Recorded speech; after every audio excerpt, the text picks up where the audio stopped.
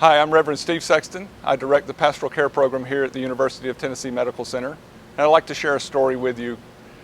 I have a friend who is a kindergarten teacher, and before schools were closed, she had her kindergarten class outside on the playground for recess, and as children will do, a group of them had gathered and they were looking up at the sky at the clouds, and they were deciding this cloud looks like a dragon, this one looks like a dog, and they were describing the clouds. And my friend said one of her young girls poked her on the leg and said, "Miss Walker, which cloud does God live on?"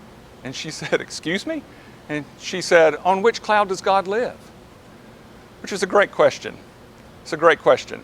I've heard a similar question here through the years at the medical center, and the question goes something like this: where is God? In the middle of all of this mess, in the middle of life, where is God? And so, as I've considered this question over the years, and especially in the last month or two, I've actually been surprised where I have seen God here at the medical center. And so I'd like to share with you a few places where I've seen God. I've seen God most recently in nurses and physicians as every morning they mask up and come into the hospital to care for and serve others day in, day out, night in, night out. I've seen God in the laundry worker who tirelessly washes the bed sheets of patients so that they can have clean linens to sleep on. I saw God last week in a surgery resident in the trauma bay as he cursed the injuries of a young teenage driver. I've also seen God in the transporter as he slowed the wheelchair softly over each bump, aware of his sensitive passenger. And I've seen God in the housekeeping lady as she whispered a prayer for the trauma victim that was being taken to emergency surgery as she cleaned a bloody floor.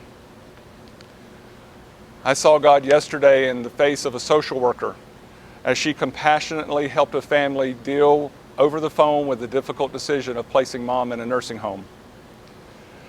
And I've seen God in the struggling of an administrator, wrestling with difficult decisions that they knew would affect a lot of people. And I've seen God numerous times in the clerical and administrative support people here who come in and keep their department and offices running smoothly and organized.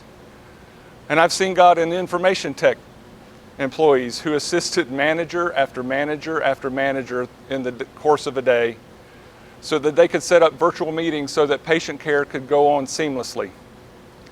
And lastly, and I could keep going, I've seen God in the face of a maintenance man who adjusted and repaired the thermostat in a patient's room so that they could recover more comfortably.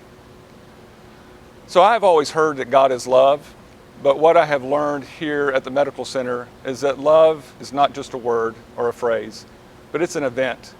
It's an action. It sometimes is a sacrifice.